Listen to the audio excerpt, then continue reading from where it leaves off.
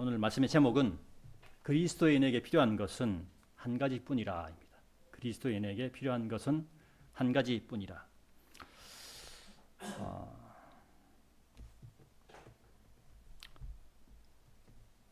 천안생명 침대교회 성도 여러분, 그리고 온라인으로 참여하시는 성도 여러분, 지난 한 주간 육체적으로 또 정신적으로 얼마나 고생이 많으셨습니까? 육체적인 고생은 그때뿐이지만 정신적인 고생, 즉 스트레스는 문제가 해결되기까지 지속되고 육체의 건강까지 위협하게 되는 그러한 경향이 있습니다. 그리스도인은 이러한 문제의 해결을 위해 주님께 자기 자신이 가지고 있는 문제를 던질 수 있는 그러한 사람이 되어야 합니다. 자신이 가지고 있는 문제를 자신이 해결하기 위해 스트레스 받고 뛰어다녀 봐야 문제만 커지고 스트레스는 날로 늘어갈 것입니다. 하나님께서는 그리스도인에게 너의 문제를 네가 해결하라고 말씀하시지 않았습니다. 베드로전서 5장 7절에는 너희의 모든 염려를 그분께 던지라. 이는 그분께서 너희를 돌보시기 때문이라 라고 말씀하고 있죠. 하나님께서는 사람의 한계를 너무나도 잘 아시는 분입니다.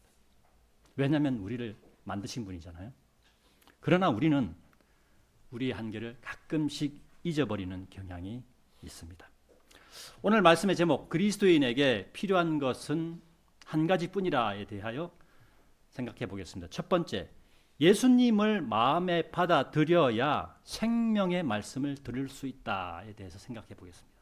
본문 38절에 이때 이러한 일이 있었으니 그들이 가는 동안 그분께서 어떤 촌락 하나로 들어가셨더라. 그리고 마르다란 이름으로 불리는 어떤 여자 한 명이 자신의 집 안으로 그분을 받아들였더라 라고 말씀하고 있습니다. 38절에서 끝부분에 말씀인 어떤 여자 한 명이 자신의 집 안으로 그분을 받아들였더라 라고 말씀하고 있는데, 자신의 집 안으로 그분을 받아들였다는 것은 무엇을 뜻하는 것일까요? 이 말은 주 예수 그리스도를 자신의 마음에 받아들였다는 것입니다. 영접하였다는 것을 뜻하는 것입니다. 사도행전 10장 22절을 한번 찾아보겠습니다. 사도행전 10장 22절입니다.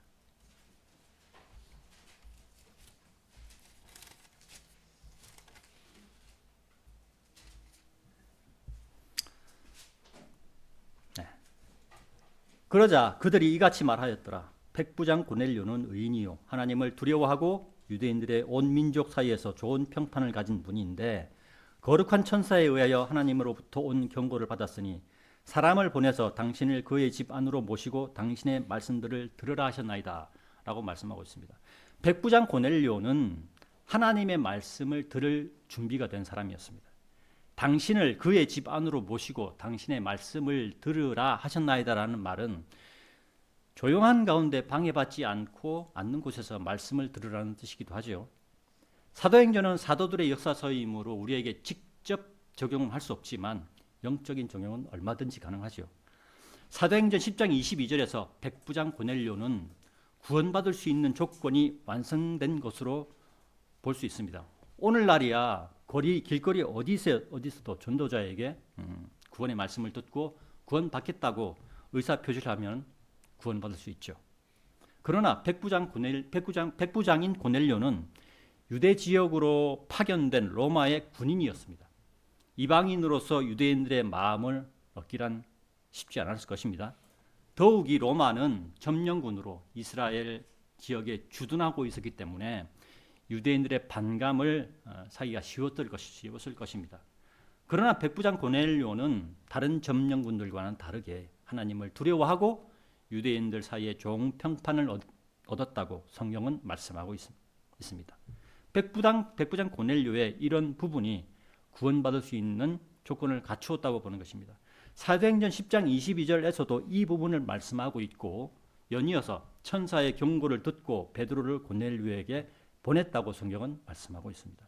여기서 천사의 경고라는 것은 사도행전의 시대만 하더라도 유대인이 이방인과 함께 한 공간 안에 있다는 것은 유대인들이 받아들이기 어려웠던 그런 시대이기 때문에 하나님께서 이것을 깨뜨리시고자 사도들에게 경고의 말씀으로 경고하였다고 말씀하신 것입니다. 그 당시 유대인들에게 좋은 평판을 얻는다는 것은 유대인의 기준이 사도행전의 특징으로서 보아서 충분히 구원받을 수 있는 기준을 충족하였다고 생각할 수 있습니다. 교회 시대의 구원의 기준은 여러분들도 아시다시피 예수님을 마음에 받아들이는 것입니다. 사도행전 시대의 구원의 특징은 다분히 유대적이며 구약적인 모습들이 곳곳에 보이죠. 그래서 기적과 이적과 표적이 동반되는 것입니다. 그러나 사도행전에서도 말씀을 전하는 자를 집 안으로 들이고 구원의 말씀을 듣게 하셨습니다. 이것은 믿음은 들음에서 오며 들음은 하나님의 말씀에 의해서 오느니라 라는 로마서 10장 17절의 말씀과 일맥상통하는 것입니다. 또한 이것은 유대인과 이방인 사이에 차별이 없음을 나타내는 말씀이기도 합니다. 교회 시대에는 오직 믿음으로 구원을 받습니다. 그죠?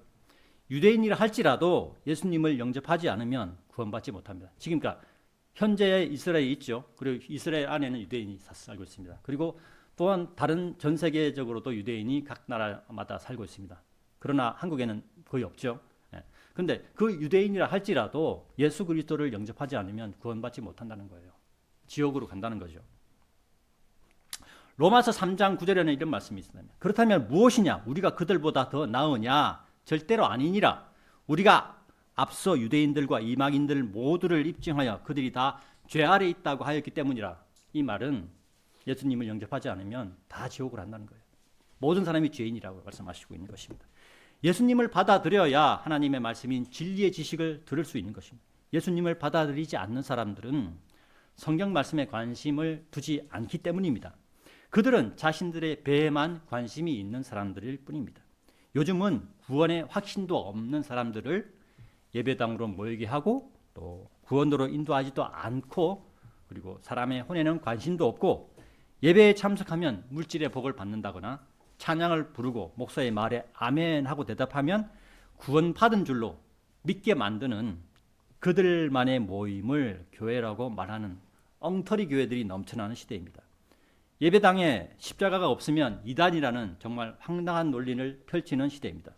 불과 얼마 전에 작년에 우리가 그걸 당했죠. 어떤 분이 오셨는데 예배당에 아무것도 없으니까 이상한 눈길로 바라보다가 그냥 나가버렸습니다. 십자가는 로마 제국 시대의 사형 도구에 불과한 것입니다. 십자가는 또 다른 형상에 불과한 우상일 뿐이라는 것입니다.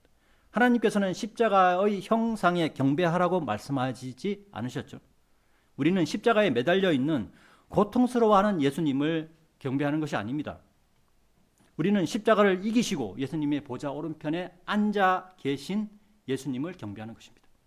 그리고 십자가에 집착하는 것은 십자가에 대하여 잘 모르는 구원받지 못한 사람들에게 잘못된 생각을 심어주는 결과와 같습니다. 그러니까 예수님을 마음에 받아들여야만 구원을 받을 수 있고 구원을 받은 자 중에서 진리의 지식을 알고자 하는 자가 예배에 참석하며 하나님의 말씀을 읽으며 또 진리의 지식을 알아가며 나의 삶이 나의 또 생각이 변화되는 것입니다. 하나님의 말씀으로 내가 변화되지 않으면 나는 썩지 않는 씨앗과 같은 존재로 남아있을 뿐입니다. 이 모든 과정의 시작은 예수님을 마음에 받아들이는 것입니다. 마르다가 그 마을을 방문했던 예수님을 자기의 집으로 받아들였던 것처럼 말씀을 들으려면 예수님을 마음에 받아들여야 됩니다. 그렇죠? 오늘 말씀의 제목 그리스도인에게 필요한 것은 한 가지뿐이라에 대하여 두 번째 생각해 볼 것, 말씀을 듣는 자가 되자에 대해 생각해 보겠습니다. 본문 39절입니다. 그리고 그녀에게는 마리아라 불리는 자매가 있었으니 마리아도 예수님의 두 발 앞에 앉아 그분의 말씀을 들었더라 라고 말씀하고 있습니다. 예수님께서는 공생애의 기간에 많은 사람들에게 말씀을 선포하셨습니다. 그리고 사람들에게 예수님 자신의 말씀을 듣고 믿으라고 말씀하셨습니다. 오늘 본문의 말씀에도 말씀을 선포하시는 예수님을 볼 수가 있습니다. 여러분들은 그리스도인이 말씀을 듣는 이유가 무엇이라고 생각하십니까? 이 자리에 계신 분들 중에서 표준 킹제임스 성경을 여러 번 읽은 분도 있으시고 또 얼마 전에는 2025년 올해 벌써 구약과 신약을 한번 읽으신 분도 계십니다. 성경을 읽다 보면 어떤 말씀이 어디에 있는지 잘 알게 됩니다. 그죠? 그럼에도 불구하고 우리가 예배를 드리고 설교 말씀을 듣습니다. 근데 이와 반대로 어떤 사람들은 자신은 진리의 지식을 잘 알고 있으며 설교자의 설교 내용은 다 거기서 거기다 라고 말하며 예배와 경배드림을 가볍게 생각하는 사람들도 있습니다. 그리고 예배와 경배드림에 신경을 쓰기보다는 다른 형제나 자매의 말에 더 신경을 쓰고 자신과 생각이 다르면 교회를 떠나는 사람들이 있습니다. 그리스도인은 하나님의 말씀 그 한 가지 때문에 교회에 모이는 사람들입니다. 우리가 각자의 일이나 각자가 처한 상황 때문에 그런 것들을 해결하라는 목적을 가지고 모인다면 그것은 잘못된 모임이라고 제가 단호하게 말씀드리겠습니다. 그러한 생각은 하나님을 자신의 일에 이용하려는 것일 뿐이며 하나님보다 자신의 일이 우선순위에 있는 사람일 뿐이라는 것입니다.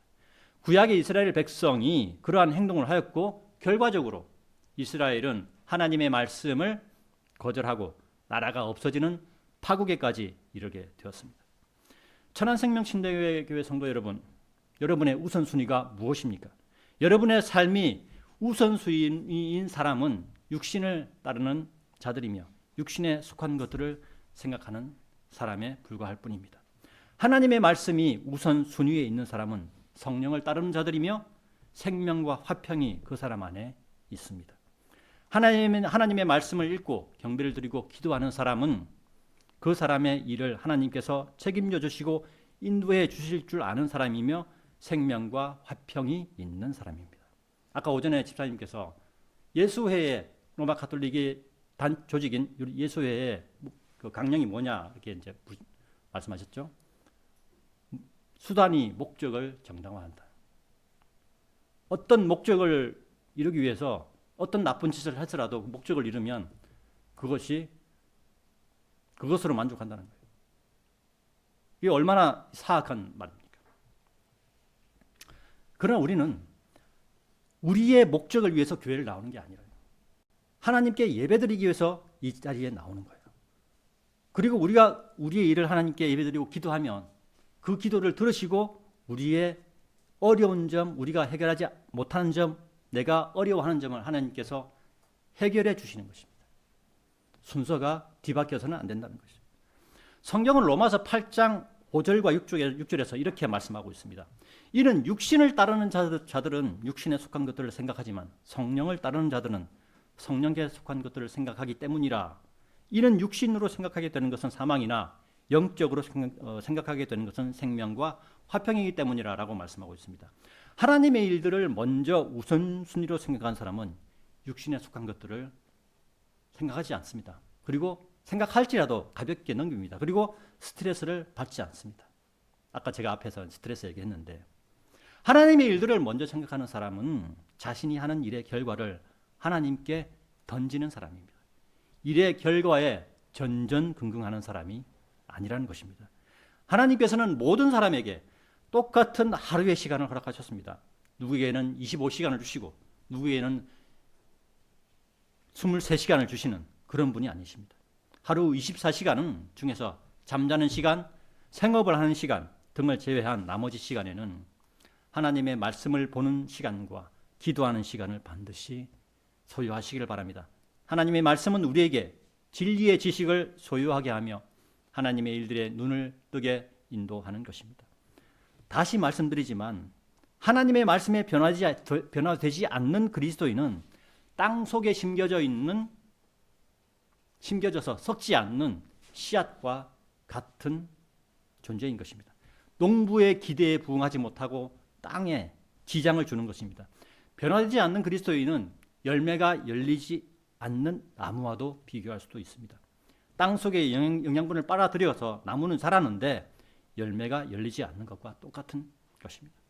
하나님의 말씀을 듣고 변화되어야 씨앗이 나무가 되고 말씀을 듣고 변화되어야 열매를 맺는 것입니다. 사람은 죄의 몸을 가지고 있으므로 처음 한번 변화된다고 다 된 것이 아닙니다. 우리는 우리의 삶이 다 하는 날까지 예수님께서 우리를 데리러 공중으로 오실 때까지 말씀으로 계속 변화되어야 하는 것입니다. 우리 몸에 있는 죄는 우리를 계속하여 죄인되게 만들려는 특징을 가지고 있습니다. 이것을 이겨내기 위해서는 우리가 말씀에 거하여야 하고 말씀으로 변화되고 변화된 모습으로 살아가야 하는 것입니다. 그래야 죄의 유혹을 이길 수 있는 것입니다. 그래야 열매를 맺을 수가 있습니다. 그리스도인은 이 땅에 심겨진 사람입니다. 우리가 말씀으로 변화되고 우리를 통하여 하나님께서 일하시는 것입니다. 그렇죠? 이것은 교회 시대의 대표적인 특징입니다. 교회가 휴고되고 나면 이러한 교회의 특징은 이 땅에서 사라져 버릴 것입니다. 우리가 그리스도의 심판석에서 상급과 칭찬을 받아야 하지 않겠습니까? 우리 천안생명침대교회 성도 여러분, 여러분이 변화되는 그리스도인이 되어야 하지 않겠습니까? 만약 우리가 변화되지 않으면 하나님께서는 또 다른 성도를 또한 또 다른 교회를 찾으실 것입니다. 이것은 우리 천안생명침대교회에 있기 전에 다른 교회를 통해서 여기까지 왔죠. 그 과정을 보면 하나님께서는 하나님의 마음에 흡족한 사람을 찾으신, 하나님 마음에 흡족한 교회를 찾으신다는 것입니다. 예수님께서 공중재림 하실 때까지는 하나님께서 하나님의 일을 하는 사람을 찾습니다. 또한 이것도 교회의 특징 중에 하나예요. 이 교회의 특징에서는 하나님께서 사람을 사용하셔서 하나님의 일을 하시는 거예요. 근데 대환란 시대는 틀리죠. 우리 교회가 말씀에 변화되는 성도, 또 말씀에 변화되는 교회가 되어야 합니다. 나의 것을 내가 그전에 가지고 있던 세상의 습관들을 계속 가지고 있으면 땅속에 심겨진 씨앗이 썩지 않고 계속 있는 거예요. 오늘 말씀의 제목 그리스도인에게 필요한 것은 한 가지뿐이라에 대하여 세 번째 생각해 볼 것, 그리스도 안에 있는 단순함에서 떠나지 말자에 대해서 생각해 보겠습니다. 본문 40절입니다. 그러나 마르다가 많은 섬김에 대하여 심란하게 되어 그분께 나아가 말씀드리기를 주여 저희 자매가 저를 홀로 섬기도록 내버려 두었는데 당신께서는 개의치 아니하시나이까? 그러므로 마리아가 저를 도울 것을 그녀에게 분부하여 주소서 하였더라라고 말씀하고 있습니다. 예수님을 자신의 집 안으로 받아들인 사람은 마르다였습니다. 그죠? 동생인 마리아가 아니었습니다. 그러나 예수님의 말씀에 집중한 사람은 마르다가 아니었고 마르다의 자매 동생인 마리아였습니다. 마르다는 예수님을 받아들이고 난 후 예수님께 물질적인 섬김을 하기 위하여 이리저리 분주하고 바쁘게 움직였을 것입니다. 보통 집에 손님이 오면 어떻습니까? 접대를 하기 위해서 자매님들이 막 바쁘게 움직이죠. 물론 형제들도 움직일 수도 있습니다. 그래서 이리저리 바쁘게 왔다 갔다 하며 음식을 준비한 것과 같은 상황입니다. 더욱이 예수님 혼자 오신 것이 아니고 예수님의 12 제자들도 같이 왔을 것입니다. 그죠? 그래서 손님이 많았을 것이에요. 그러니 혼자서 준비를 한다는 것은 상당히 어려운 일이었을 것입니다. 따라서 손님을 맞이하고 대접을 한다는 그 기준으로 생각한다면 마르다가 말하는 부분도 사실 틀린 것이 아닙니다. 맞죠? 나 혼자서 이렇게 고생하는데 와서 좀 도와주지. 응? 결혼해가지고 신혼집에 이제 집들이를 합니다. 아는 친구들 이렇게 회사 직장들 동료를 부르는데 다 왔는데 자매 혼자서 막 해봐봐요. 그 남자 형제는 그냥 너는 준비해라. 난 여기 와 손님들이랑 얘기하고 있을게. 이러면 짜증이 아마 되게 많이 날 것입니다. 따라서 손님을 맞이하고 대접을 한다는 게 그런 기준을 보면 사실 마르다가 하는 행동이 이 40절의 이 말이 틀린 말이 아니에요. 그 기준으로 본다면 40절에서 마르다가 많은 섬김에 대하여 심란하게 되었다고 성경은 말씀하고 있습니다. 그죠? 마르다는 예수님께서 자신의 집을 방문한 목적을 정확하게 보지 못하는 모습을 보이고 있었던 것입니다. 통상적으로 예수님과 12명의 제자들이 자신의 집에 왔으니 혼자서 그 인원을 감당할 음식을 준비하는 것은 힘든 일입니다. 자신은 열심히 음식을 준비하는데 자기 동생은 예수님 발 앞에 앉아서 예수님의 말씀만 듣고 있으니 언니인 마르다가 보기에는 동생이 나 도와주지도 않고 신경 안 쓰네 하면서 동생한테 화가 되게 많이 났을 것입니다. 그래서 마르다는 주여 저의 자매가 저를 홀로 섬기도록 내버려 두었는데 당신께서는 개의치 아니하시나이까? 라고 이제 약간 항의성의 말을 하는 겁니다. 약간 항의성이에요, 이거는. 그러므로 마리아가 저를 도울 것을 그녀에게 분부하여 주소서라고 하나님께 요청도 쏟아지죠. 그러니까 항의하면서 요청을 얘기한 거예요. 손님을 맞아들여 대접을 하는 입장에서는 그렇죠? 마르다 행동님 맞습니다. 그러나 마르다는 예수님이 자신의 집을 찾아오신 목적, 이유를 정확하게 보지 못하는 사람이었습니다. 그저 예수님을 자신의 집으로 맞아들여서 대접해드리는 그냥 그 착한 마음, 순수한 마음 뿐이었던 것입니다. 그러니 40절의 말을 예수님께 할 수 있었던 것이죠. 오히려 말씀을 잘 듣고 있는 마리아를 말씀을 듣지 못하도록 유도하고 있다는 것입니다. 자신의 선한 행위가 오히려 말씀을 듣는 사람들한테는 안 좋은 모습으로 비춰질 수 있다는 것입니다. 음식을 대접하는 사람은 예수님의 말씀을 듣지 않아도 된다는 것처럼 마르다는 말하고 있는 거예요. 이 말은 학생은 공부가 우선이니까 예배 드리는 것은 나중에 해도 돼 라는 것과 같은 말입니다. 제가 제도권 교회 있을 때 특히 제도권 교회들은 학생들이 그러니까 뭐 이렇게 대입 시험이나 이럴 때는 되게 막 그 절에서 하는 것처럼 그렇게 해요. 나 막 뭐 100일 기도한다 그러면서 이 학생은 어디 학교, 이 학생은 어디 학교 막 적어내죠. 제가 그걸 봤으니까. 근데 그 부모들이 뭐라고 하는지 알아요? 너 저기 합격하고 난 다음에 예배 드려도 돼. 이렇게 얘기했어요. 제가 그 말을 듣고 좀 충격이었는데 이 마르다가 얘기하는 거 똑같은 거예요. 그 말은. 특히 그리스도인이 예배를 드리려고 교회에 모일 때 자신을 드리는 예배의 중요함을 우리는 알아야 합니다. 음식은 예배를 앞설 수가 없습니다. 또한 음식은 교제의 부수적인 역할이며 교제를 원활히 하는 윤활유의 역할이지 음식이 예배의 주가 되지는 않습니다. 어떤 자매들은 자신이 음식을 잘하는 것에 마음이 높아져서 다른 자매를 무시하는 경우도 있습니다. 그러고 보니 우리 천안책명침례교회 과거 연역이 그렇습니다. 집사님 댁에서 처음에 가정교회로 출발했을 때 여러 가지 많은 일들로 시험을 당했습니다. 그죠? 저한테는 그런 슬픈 기억이 있습니다. 그 중에서도 음식 부심에 사로잡혀가지고 협력하지 못하고 문제를 만들고 해결하지도 않고 교회를 나가버리는 그러한 무책임한 자매와 그 자매를 추종하는 그런 형제들이 있었다는 것. 과거에 있었습니다. 우리 교회에 여기 있었습니다. 이와 같이 교회 안에서 예배 이외의 다른 부수적인 것에 관심을 갖는 것은 하나님의 몸된 교회를 분열시키고 파괴하려는 마귀의 공격 수단으로 사용되고 또한 결과적으로 교회를 떠나게 되는 상황을 맞이하게 되는 것입니다. 그리고 또 그 사람들은 다른 교회를 찾아가서 그 교회에서도 똑같은 비슷한 일을 또 벌일 확률이 높죠. 세상 사람이었다가 죄인임을 알고 예수님을 영접하였다고 하더라도 세상 사람이었을 때의 모습에서 참된 그리스도인의 모습으로 변화되지 않으면 이러한 상황에 놓이게 되는 것입니다. 그래서 변화되는 그리스도인이 된다는 것은 자신의 삶에서 매우 중요한 문제로 인식해야 된다는 것입니다. 오늘 말씀을 들었습니다. 나의 생각, 나의 모습과 다른 말씀이 있을 수 있습니다. 나의 생각, 나의 모습이 변화되게 인도하여 주시자고 기도하여야 하는 것입니다.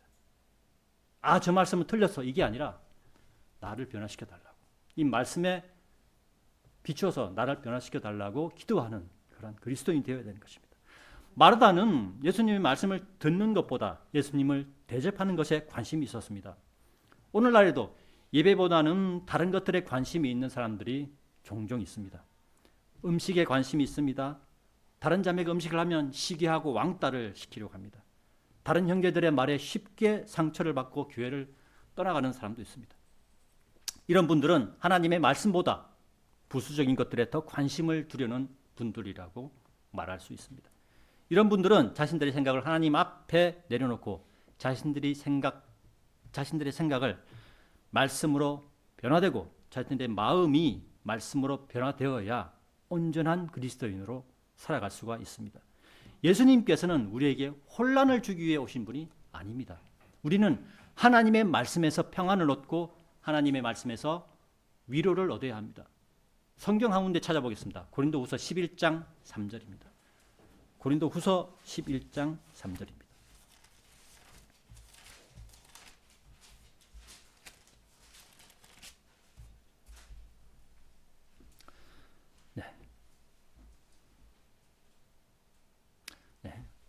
제가 봉독해 올리겠습니다.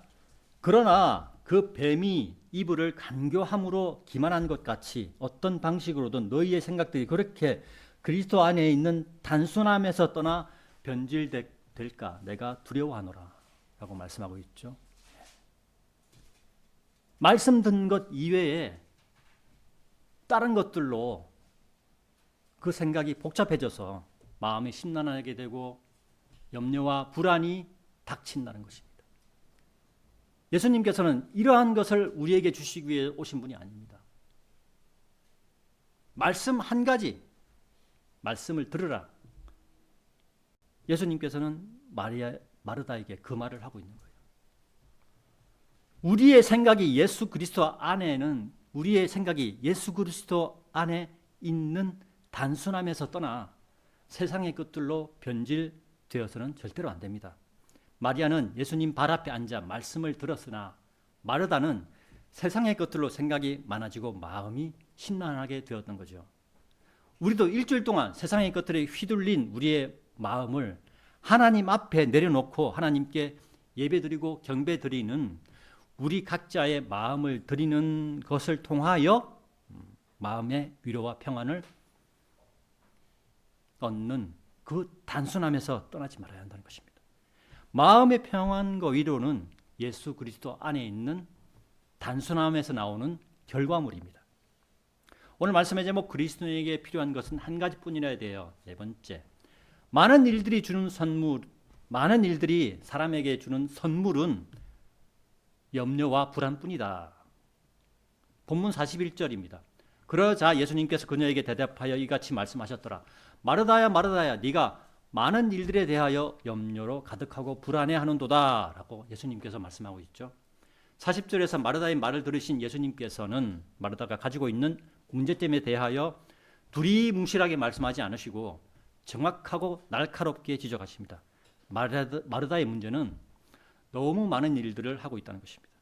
예수님을 집안으로 맞아들인 사람이 바로 마르다 자신인데도 마르다는 예수님이 말씀하시는 것을 듣지 않고 예수님에게 무엇으로 대접을 해야 하나 고민하는 거예요. 근데 사람의 인간성으로 볼 때는 되게 좋죠. 되게 인간적인 거예요. 그죠? 내가 다른 사람한테 좋은 것을 막 해주려고 막 그렇게 하는 거니까. 근데 예수님께서는 그렇게 보지 않으신 거예요. 예수님께서는 이것저것 준비해야 할 것들이 그리고 그 많이 생각나고 그다음에 손은 내가 가지고 있는 손 두 개밖에 없는데 마리아는 예수님의 발 앞에 앉아서 앉아 있고 참 내가 어떻게 해야 되나 난감했을 것입니다. 나 혼자 이 많은 것들을 하는데 마리아 너는 왜 거기에 앉아 있는 거야? 라고 마르다가 말하는 것입니다. 근데 문제는 마르다의 마음입니다. 동생인 마리아는 예수님의 말씀에 집중하는데 언니인 마르다는 예수님의 말씀보다 부수적인 것들에 집중한다는 것이에요. 문제는 사람의 마음입니다. 모든 문제의 출발점은 마음에 있습니다. 잠언 4장 23절을 찾아보겠습니다. 잠언 4장 23절. 사람의 마음에 대해 성경은 어떤 말씀을 하고 있는지. 잠언 4장 23절입니다.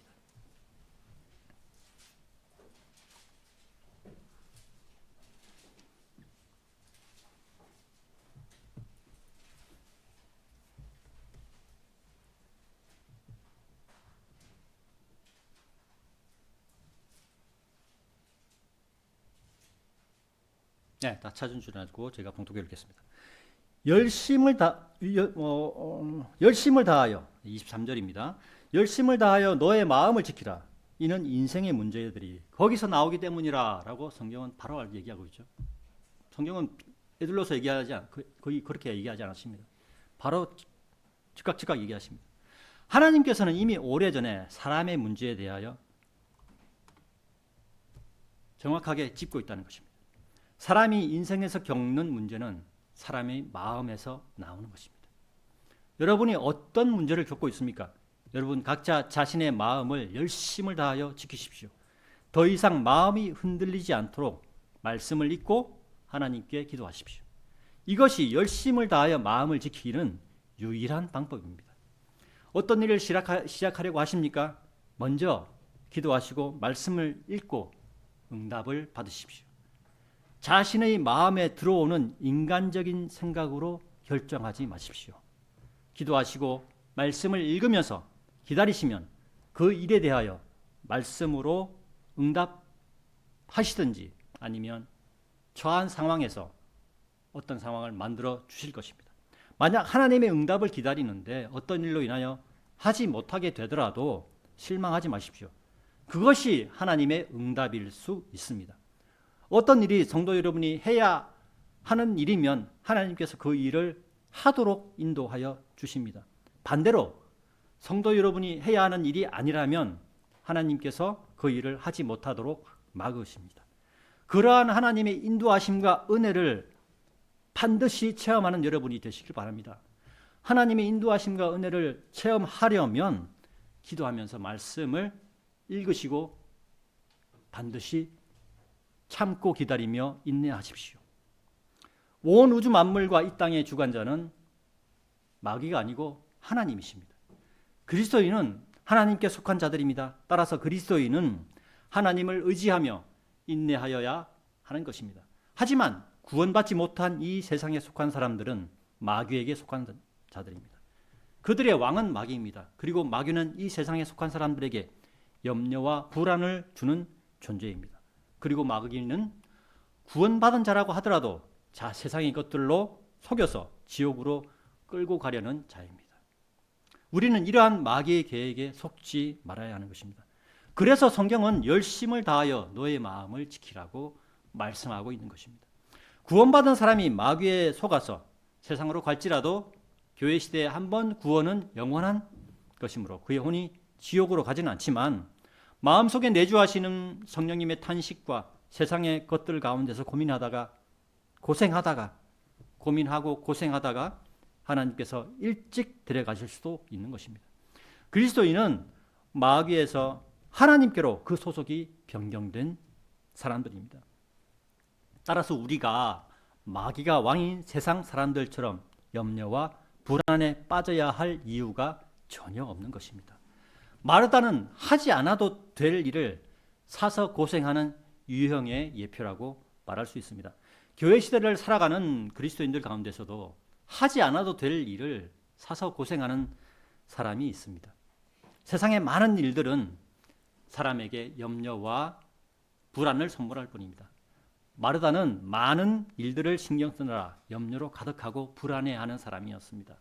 그러나 마리아는 예수님의 말씀에 집중하는 사람이었습니다. 그리고 우리도 하나님의 말씀에 집중하는 사람이 되어야 하겠습니다.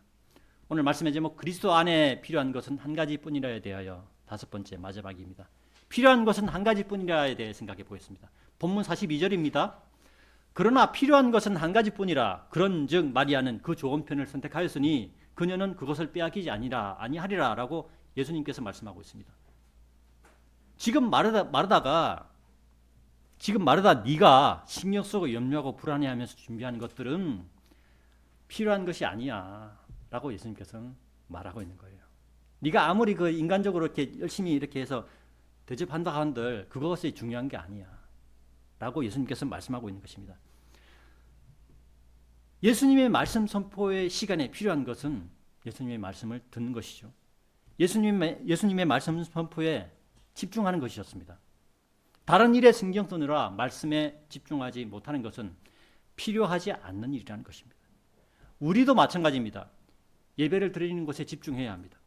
예배 드림에 집중하고 말씀에 집중하는 사람에게는 말씀을 이해하고 깨닫게 하는 은혜를 부어주십니다. 믿음이 성장하는 은혜를 부어주십니다.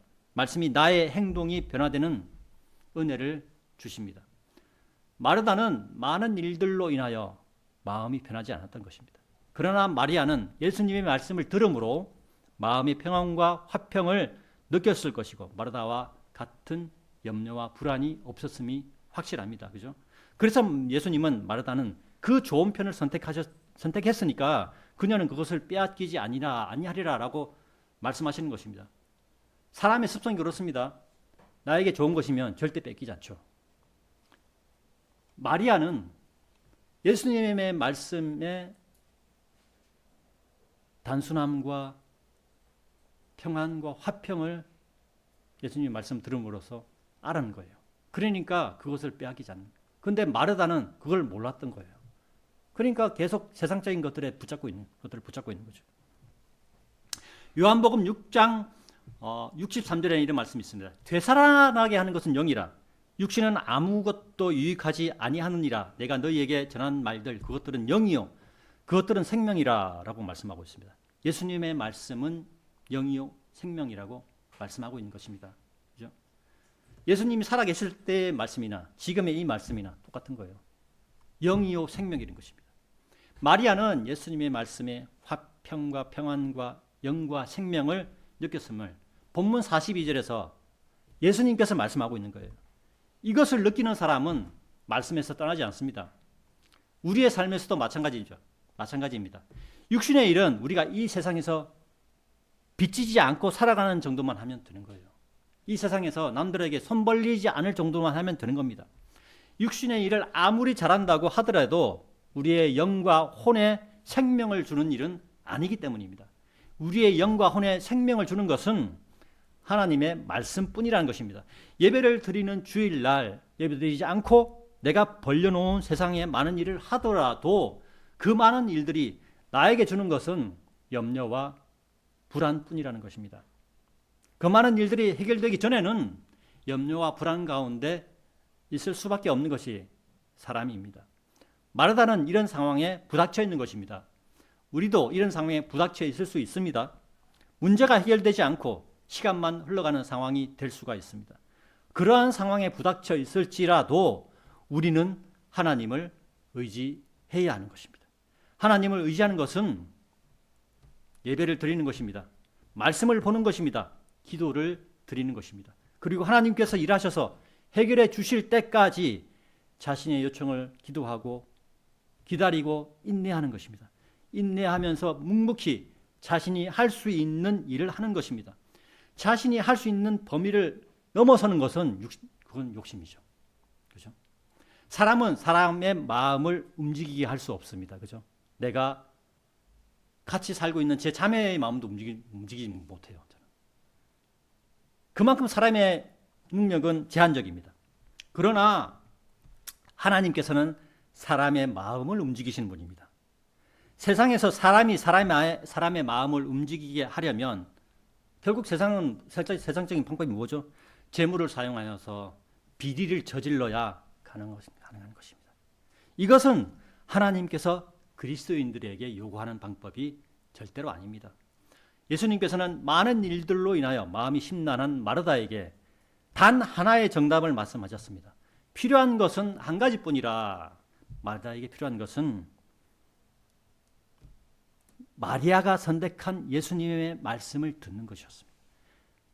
세상의 일들을 내려놓고 예수님 앞으로 나오는 것입니다.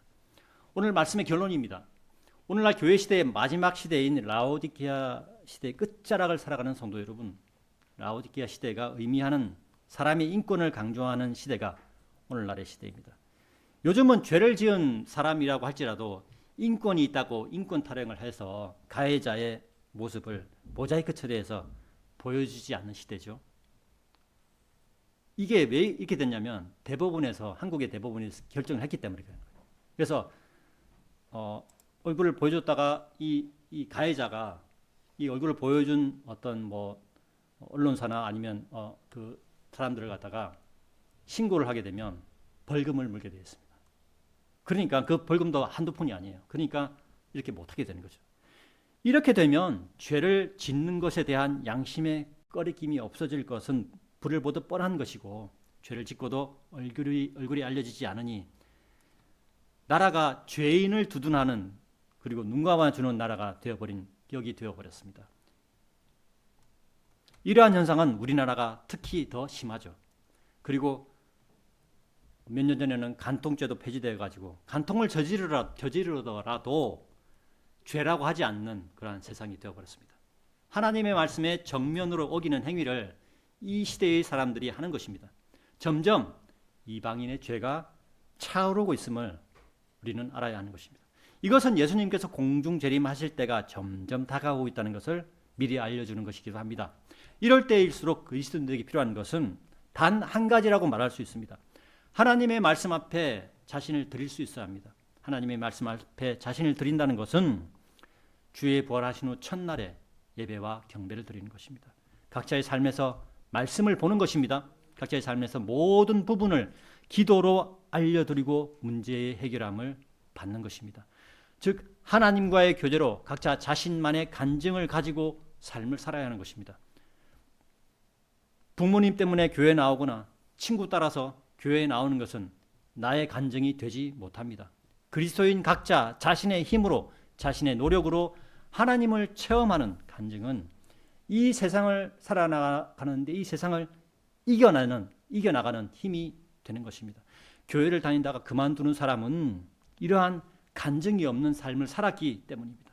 믿음의 삶에서 하나님의 살아계심을 느끼지 못하였기 때문에 믿음의 삶을 포기하고 세상의 삶으로 돌아가는 것입니다.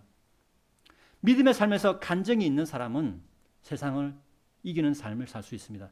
세상의 유혹에 넘어가지 않는 삶을 살 수 있다는 것입니다. 세상으로 떠내려가지 않는 삶을 살 수 있습니다. 우리가 세상으로 떠내려가지 않으려면 각자 개인이 이러한 간증을 반드시 체험해야 하는 것입니다. 이것은 순복음 교회에서 퍼뜨린 은사주의의 개념이 절대로 아닙니다. 교회 시대인 지금은 율법 시대처럼 공식적인 기적과 이적과 표적이 나타난 시대가 아니지만 각 개인이 하나님과의 교제로 각 개인이 말씀을 통하여 기도를 통하여 하나님을 체험하는 간증은 얼마든지 가능한 것입니다.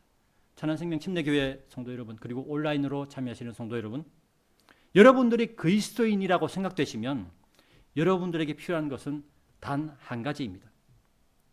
그것은 마리아가 예수님의 두 발 앞에 앉아 그분의 말씀을 듣고 말씀에 집중한 것처럼 우리도 하나님의 말씀에 집중하는 것입니다. 하나님의 말씀과 기도에 집중하여 하나님의 살아계심을 체험하는 간증이 있는 성도 여러분이 되시기를 간절히 기원합니다. 이상으로 2025년 5월 4일 주일 오전 설교를 마치도록 하겠습니다.